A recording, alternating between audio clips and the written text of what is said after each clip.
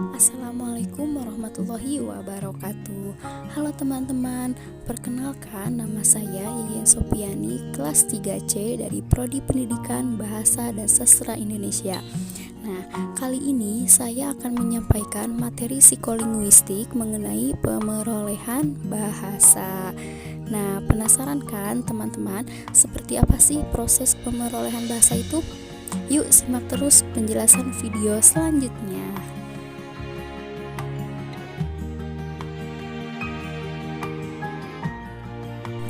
Nah, teman-teman, apa sih pemerolehan bahasa itu? Pemerolehan bahasa adalah proses manusia mendapatkan kemampuan untuk menangkap, menghasilkan, dan menggunakan kata untuk pemahaman dan komunikasi. Kapasitas ini melibatkan berbagai kemampuan seperti sintaksis, fonetik, dan kosakata yang luas.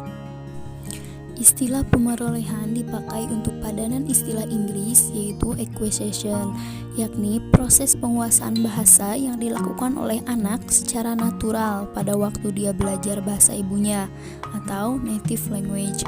Nah, istilah ini dibedakan dari pembelajaran yang merupakan padanan dari istilah Inggris yakni learning. Dalam pengertian ini, proses itu dilakukan dalam tatanan yang formal, yakni belajar di kelas dan belajar oleh seorang guru. Dengan demikian, maka proses dari anak yang belajar menguasai bahasa ibunya adalah pemerolehan, sedangkan proses dari orang atau umumnya orang dewasa yang belajar di kelas adalah pembelajaran. Nah,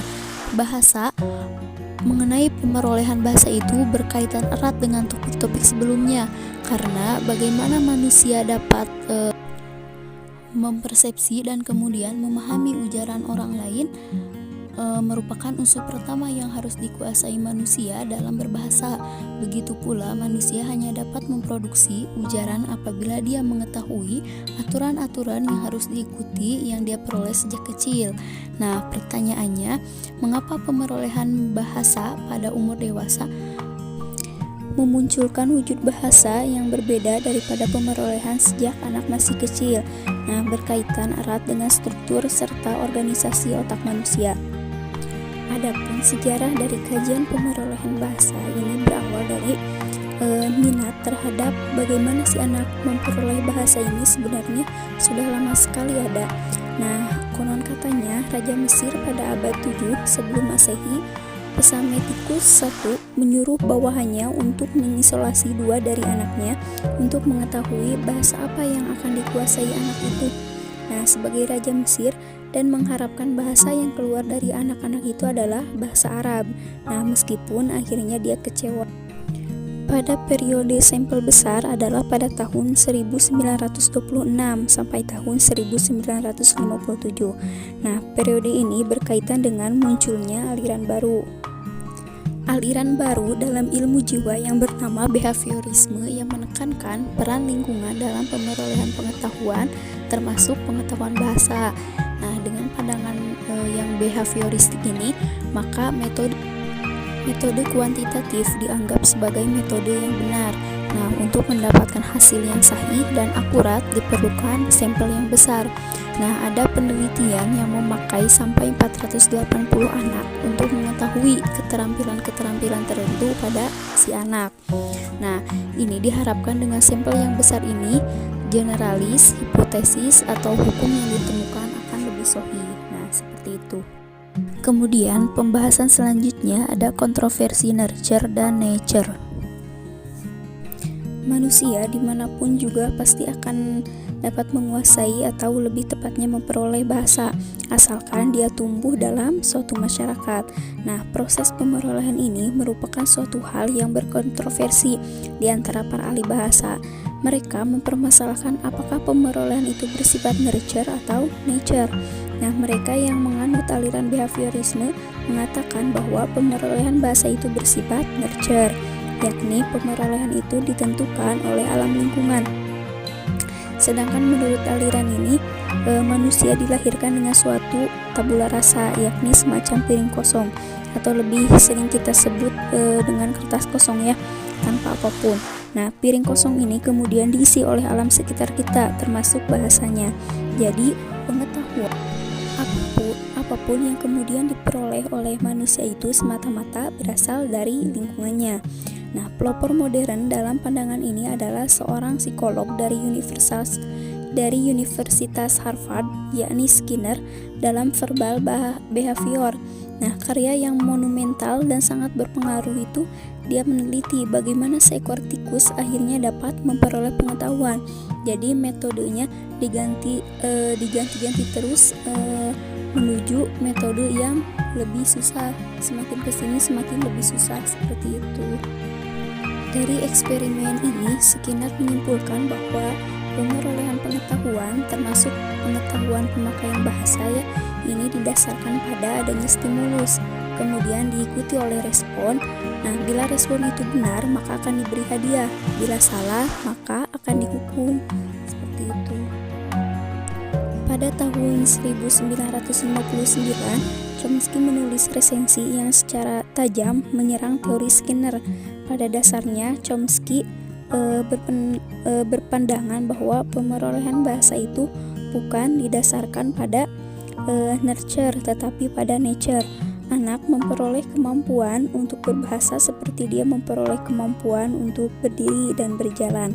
Nah, anak tidak dilahirkan sebagai piring kosong, atau lebih sering kita kenal dengan teori tabula rasa atau kertas kosong, tetapi dia telah dibekali dengan sebuah alat yang dinamakan piranti pemerolehan bahasa. Dari gambaran tersebut tampak bahwa baik nature maupun nurture diperlukan untuk pemerolehan bahasa. Nature diperlukan karena tanpa bekal kodrati makhluk tidak mungkin dapat berbahasa. Nah, nurture juga diperlukan karena tanpa adanya input dari alam sekitar, bekal yang kodrati itu tidak akan terwujud. Seperti itu. Kemudian pembahasan selanjutnya mengenai universal dalam pemerolehan bahasa. Nah, dari berbagai macam universal serta proses pemerolehan bahasa seperti yang digambarkan tadi tampak bahwa pemerolehan bahasa seorang anak berkaitan erat dengan konsep universal. Nah, sejauh mana konsep universal itu mempengaruhi pemerolehan? Nah, kelihatannya tergantung pada sifat kodrati komponen bahasa. Komponen fonologi yang lebih banyak terkait dengan neurobiologi manusia tampaknya yang lebih universal. Sementara itu, komponen sintaksis dan semantik memiliki kadar universal yang lebih rendah. Nah, dalam masalah kaitan antara konsep universal dengan pemerolehan fonologi, ahli yang pandangannya sampai kini belum disanggah oleh orang adalah Roman Jakobson. Dialah yang mengemukakan adanya universal pada bunyi bahasa manusia dan urutan pemerolehan bunyi-bunyi tersebut. Nah, menurut dia, pemerolehan bunyi berjalan selaras dengan kodrati bunyi itu sendiri. Bunyi pertama yang keluar waktu anak mulai berbicara adalah kontras antara konsonan dan vokal. Nah, dalam hal vokal, hanya bunyi A, I, dan U yang akan keluar duluan. Dari tiga bunyi ini, huruf vokal A akan keluar lebih dulu daripada I atau U. Nah, mengapa demikian? Karena ketiga bunyi ini membentuk apa yang dinamakan sistem vokal minimal. Nah, bahasa manapun di dunia pasti memiliki minimal 3 vokal ini. Nah, dari 3 bunyi ini adalah A lah yang paling mudah diucapkan, seperti itu. Mengenai konsonan, Jakobson mengatakan bahwa kontras pertama yang muncul adalah oposisi antara bunyi oral dengan bunyi nasal, seperti P, B, dan M, N, dan kemudian disusul oleh kontras antara bilabial dengan dental, seperti P dan T. Sistem kontras ini dinamakan sistem konsonan minimal atau minimal konsonantal system. Nah, berbeda dengan komponen fonologi, komponen sintaktik dan semantik ini memiliki derajat keuniversalan yang lebih rendah. Nah, mungkin hal ini karena penelitian kita yang memang belum jauh, tetapi tetapi mungkin pula karena kodrat dua komponen ini berbeda. Pada komponen fonologi, urutan pemunculan bunyi terkait langsung dengan pertumbuhan biologi dan neurologi anak. Pada komponen sintaktik dan semantik, kaitannya ini tidak langsung. Namun demikian, pada komponen sintaktik ada pola-pola kalimat yang diperoleh secara universal. Anak dimanapun juga selalu mulai dengan ujaran yang berupa satu kata, kemudian berubah menjadi dua kata, kemudian berkembang lagi menjadi 3 kata atau lebih. Nah, anak kalimat relatif yang terletak pada akhir kalimat lebih dulu diperoleh daripada anak kalimat relatif yang diselipkan di tengah kalimat. Nah, komponen semantik lebih labil lagi karena kata macam apa yang dikuasai dan berapa jumlahnya sangat tergantung pada keadaan masing-masing anak. Nah, pada anak keluarga petani misalnya di desa, kata cangkul atau sabit mungkin akan telah dikuasai lebih awal, sedangkan kata krayon ataupun komputer itu akan diperoleh belakangan atau malah tidak sama sekali. Jumlah kata yang akan dia kuasai mungkin tidak akan sebanyak seperti anak kota dari keluarga terdidik. Kemudian pembahasan selanjutnya yaitu mengenai proses pemerolehan bahasa. Nah, meskipun dengan landasan filosofis yang mungkin berbeda-beda, pada umumnya kebanyakan ahli kini berpandangan bahwa anak dimanapun juga memperoleh bahasa ibunya dengan memakai strategi yang sama. Kesamaan ini tidak hanya dilandasi oleh biologi dan neurologi manusia, tetapi juga oleh pandangan mentalistik yang menyatakan bahwa anak telah dibekali dengan bakat kodratik pada saat dilahirkan. Di samping itu, dibekali dengan bakat kodratik pada saat dilahirkan, dalam bahasa juga terdapat konsep universal sehingga anak secara mental telah mengetahui kodrat-kodrat yang universal ini. Pemerolehan dalam bidang fonologi, pada waktu dilahirkan anak hanya memiliki sekitar 20% dari otak dewasanya. Pada umur sekitar 6 minggu, anak mulai mengeluarkan bunyi-bunyi yang mirip dengan bunyi konsonan atau vokal. Nah, bunyi-bunyi ini belum dapat dipastikan bentuknya karena memang belum terdengar dengan jelas. Nah, proses mengeluarkan bunyi-bunyi seperti ini dinamakan cooing, yang telah diterjemahkan menjadi dekutan. Nah, anak mendekutkan bermacam-macam bunyi yang belum jelas identitasnya. Sedangkan pada umur 6 bulan, anak mulai mencampurkan konsonan dengan vokal sehingga membentuk apa yang dalam bahasa Inggris dinamakan babbling, yang telah diterjemahkan menjadi celotehan. Celotehan dimulai dengan konsonan dan diikuti oleh sebuah vokal. Konsonan yang keluar pertama adalah konsonan bilabial hambat dan bilabial nasal. Vokalnya adalah A. Dengan demikian strukturnya adalah vokal kemudian konsonan, seperti itu. Nah, ciri lain dari celotehan adalah bahwa konsonan vokal ini kemudian diulang sehingga muncullah struktur seperti misalnya kata papa.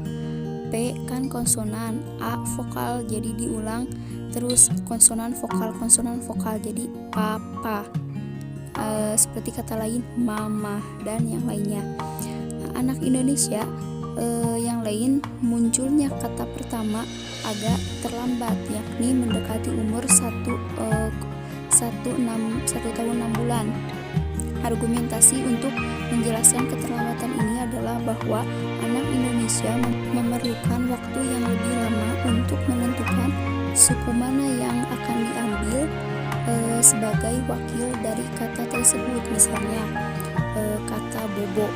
Nah, lebih banyak anak mengatakan akhir dari kata tersebut, misalnya bo, ataupun kata sepeda. Anak lebih sering menyebut da daripada se atau daripada pe, tetapi lebih sering akhirnya saja da, seperti itu.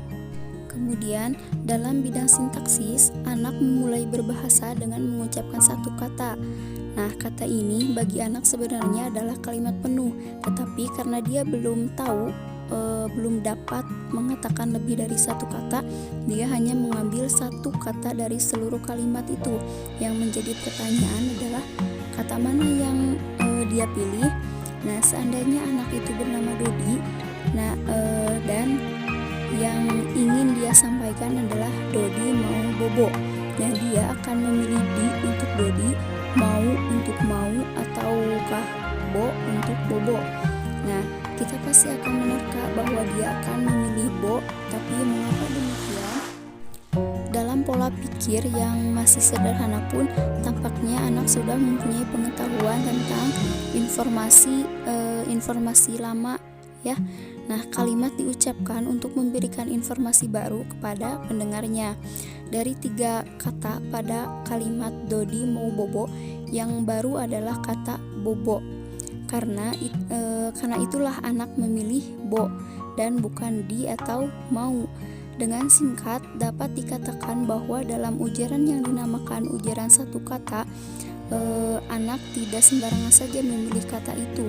Dia akan memilih kata yang memberikan informasi baru. Kemudian, sekitar umur 2 tahun, anak mulai mengeluarkan ujaran 2 kata. Nah, anak mulai dengan 2 kata yang diselingi jeda, sehingga seolah-olah 2 kata itu terpisah. Nah, untuk menyatakan bahwa lampunya telah menyala, Ica misalnya bukan mengatakan lampu nyala atau lampu nyala, tapi lampu jeda dulu, lampu nyala. Nah, lampu nyala dengan jeda di antara lampu dan nyala. Jeda ini makin lama makin pendek sehingga menjadi ujaran yang normal. Dengan adanya 2 kata dalam UDK atau ujaran 2 kata, maka orang dewasa dapat lebih bisa menerka apa yang dimaksud oleh anak karena cakupan makna menjadi lebih terbatas. Nah, kalau kita mendengar anak mengatakan lampu nyala, nah seperti dicontohkan yang tadi ya, kita lebih bisa menerka apa yang dimaksud anak daripada kalau kita hanya mendengar lampu atau hanya nyala saja. Nah, jadi berbeda dengan ujaran satu kata. Nah, kalau ujaran 2 kata, sintaksisnya lebih kompleks karena adanya 2 kata, tetapi semantiknya makin lebih jelas seperti itu. Kemudian pembahasan selanjutnya yaitu cara anak menentukan makna. Nah, cara anak menentukan makna suatu kata bukanlah hal yang mudah. Dari masukan yang ada, anak harus menganalisis segala macam fiturnya sehingga makna yang diperolehnya itu akhirnya sama dengan makna yang dipakai oleh orang dewasa. Bayangkan sekarang anak umur 1 tahun 6 bulan ya, yang baru diperkenalkan dengan konsep anjing misalnya, dia harus akhirnya dapat membedakan antara misalnya mana anjing, mana kucing, mana kambing, dan sebagainya. Dalam hal penentuan makna suatu kata, anak mengikuti prinsip-prinsip universal. Nah, salah satu di antaranya adalah yang dinamakan overextension yang telah diterjemahkan menjadi penggelembungan makna. Nah, diperkenalkan dengan suatu konsep baru, anak cenderung untuk mengambil salah satu fitur dari konsep itu, lalu menerapkannya pada konsep yang lain yang memiliki fitur tersebut. Nah, contoh yang sering kita dipakai adalah konsep tentang bulan atau moon, seperti itu. Pada waktu anak diperkenalkan dengan kata bulan, dia mengambil fitur bentuk fisiknya, yakni bulan itu bundar. Nah, fitur ini kemudian diterapkan pada segala macam benda yang bundar seperti kue ulang tahun, jam dinding, terus piring, dan misalnya huruf O. Nah, tiap kali terapannya itu ditolak, dia merevisi definisi yang dia tahu tentang bulan sampai akhirnya dia memperoleh makna yang sebenarnya. Nah, kemudian waktu pemerolehan bahasa dimulai menurut Ken dan Nyolo pada tahun 1996 mengatakan melalui bahwa waktu pemerolehan bahasa dimulai yaitu melalui saluran intrauterin anak telah terekspos pada bahasa manusia waktu dia masih janin. Nah, seperti itu. Sekian dan terima kasih materi pembahasan mengenai pemerolehan bahasa pada kajian psikolinguistik. Mohon maaf bila ada kesalahan. Wassalamualaikum warahmatullahi wabarakatuh. Nantikan terus ya video selanjutnya.